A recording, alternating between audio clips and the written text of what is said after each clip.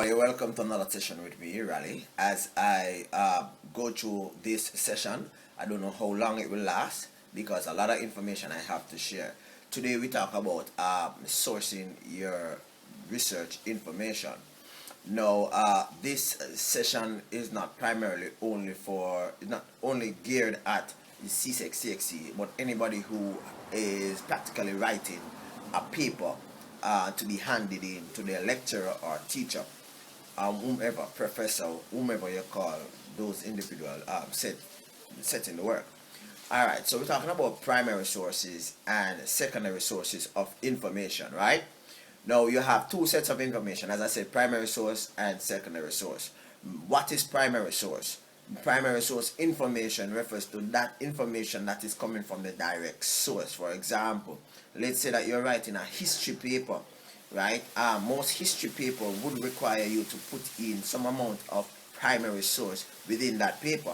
So therefore you would actually take pictures of artifacts, you would take pictures of personnel that existed at that point in time. You will actually make note of whether it be statement, full statement, paragraph, or sentences said by or mentioned by someone who existed at that point in time and was actually talking about or communicating about the exact thing in which you are actually looking at.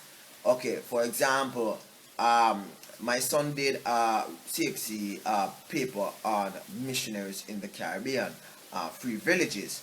Now, for him to actually write a proper paper, what he had to do was to actually go through several history books, scan several images, and actually use them as a primary source, right? He also had to um, use some paragraph or sentences, quotes that have been made by personnel that existed at that point in time, making reference to that particular event. So there you have it. That is meant by primary source. For persons doing that primary source for history, right? For persons doing history, that is primary source. Now, for let's say that you are doing geography, is primary source that important? Yes, primary source is important as you look at a particular event. For example, let's say that you're looking at rivers, right? Your primary source would be being at the river, taking pictures, making observation, and where possible, you would do interviews.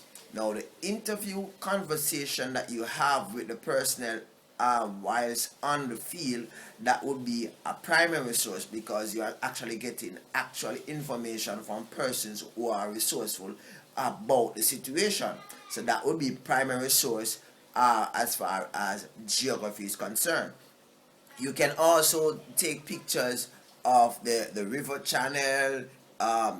You can go into the archive of the newspaper and you can actually copy, or should I say, yeah, you can copy and use images that have information on the topic that is being researched. For example, let's say that you're looking at flooding at Portland Cottage, right? You know that there is no flooding at this moment at Portland Cottage, but you can still go by Portland Cottage. You can take some pictures of Portland Cottage. You can interview some persons at Portland Cottage, and you can go into the Gleaner archives, or the newspaper archives, or the journal archives, or wherever you live, right? Wherever you live at, whatever resource information that is available to you, and you can actually gather information on the particular topic, and you can use that within your research piece. Okay, so there we have it. Primary sources, and primary sources are integral resources within any research, right? Within any research that you do, whether it be qualitative or quantitative, right, you will need to have some amount of fieldwork done, whether it be questionnaires, interview, observation including taking of pictures, whether a survey, to name a few. These are just some of the ways in which you gather primary sources. Okay, so since we have looked at primary sources, let us now look at secondary sources. What are secondary sources? The secondary sources are that information that persons have actually documented, giving probably rationale as to why things have actually occurred. For example, it might give you the definition for specific terms. For example, what is meant by flooding, what are meanders, what is meant by you know limestone rock, what is meant by sedimentary rock.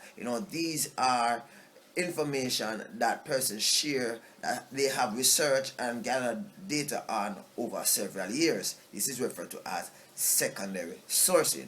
Okay, so let's get into the deep matter now as to how you gather information from you know wherever you are at on the topic that you're doing, and let us look at some very cheap ways of getting information in this digital age. How can you do this? How can you gather primary source and secondary source without leaving the comforts of your home? So I have done several researches in my lifetime, right? And presently I'm preparing for further studies, right?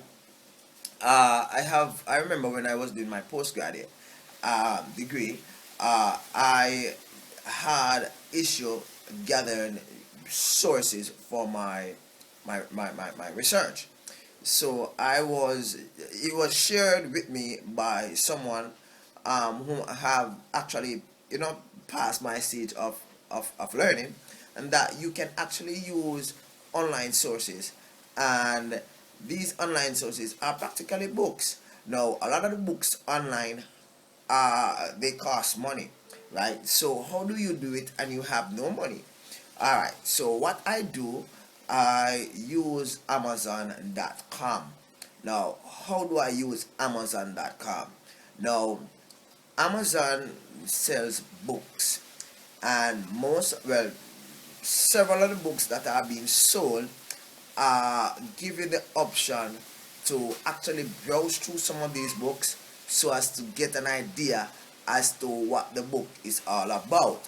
So what I tend to do, for example, let's say that I'm looking at free villages in Jamaica, right? There wouldn't be much documented information on free village in Jamaica per se. However, if I look at free village in Caribbean or in the Caribbean, I might get some amount of information. Then now I would use some other documentation so as to pinpoint it to Jamaica itself. So I would go into Amazon, I would type in the topic, and I would see a list of books come up. After the list of books comes up, there are some books that gives you the option to look inside. Now, the first thing you need to do when you're looking inside, you need to get the name of the book. You need to get the name. You need to get the name of the book. You need to get the name of the author. You need to get the name of the book, the name of the author, the year the book was published, the publisher, where it was published. Alright? So you get all those information. Yeah, the year and all that, right? You get all those information, you write it down. That's the first thing you do. Then now you get it, because you cannot copy and paste, or you cannot copy and paste from Amazon. So you have to do a lot of writing. So therefore you go through the pages. Some pages they will allow you to read, as a means of browsing, to show you, to boost up your taste for the book. So some books you are allowed to read several pages within chapters. Not all the chapters. They might give you like skip all every other chapter, right? So you read or you browse through whatever chapter that they allow you to, right? I remember you have the opportunity to go through several books, so you need not limit yourself to one book. So you go through the book, you make your reading, you make your notes, and you move on. So you can go through 20, 30 different literature, right? Make sure that you actually source the information properly, getting the name, the year, the publisher, and where it is published from, right? It depends on it depends on what you're studying, the faculty you're in, or the guidance you get from your research in tutor or teacher as to which style you're going to be using, whether or not you're going to be using APA, Chicago, to name a few, right? So you would actually place your references according to how it is being recommended. All right, so after you have gathered all of that, what you would do, then you would move on to the next book and the next book, and after a while you will realize that you have a lot of information, a lot of pieces of information that you now need to put together. You would sit down, you synthesize, and you would actually do the work.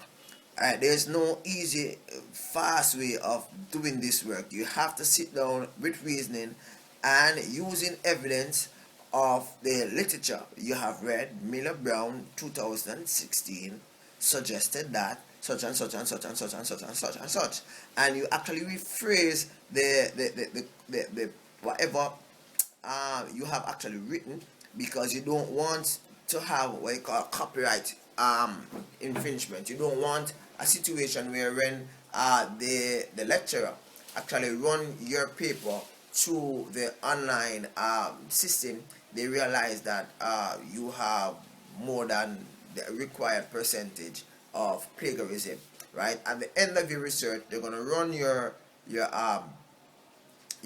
paper through a plagiarism test program, where they actually check to see what percentage of your research is actually plagiarized. I'm not sure of the percentage. Some universities are different, some schools are different.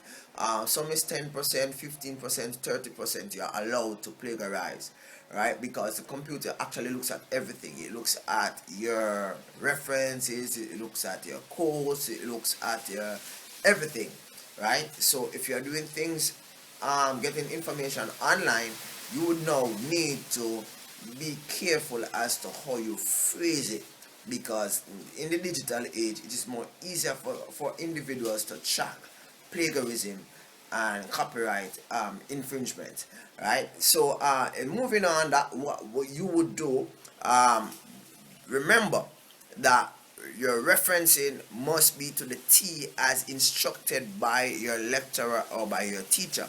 Now for CXC, Csec Cxc, is of paramount importance, right, that you arrange your references in alphabetical order. If you are unsure as to how to do this, check out my next video as I share with you very quickly about, it's going to be very short video as to how to arrange your references in alphabetical order. So there you have it for another video. I hope that this video was useful to you. Join me again next video as I share in Csec Cxc Geography Made Simple. Before I go, it's important, it's imperative that you hit that subscribe button, you share, and you hit that thumbs up. This encourages me to put out more video. I know it's been a long while since I've done a video for this channel. I have a lot of things to do. Not to say that you're not important, but you know, as time progresses, I'll ensure that the fluency of videos is there, and that you can follow through to make your research paper awesome. Thank you very much. Riley here. Peace.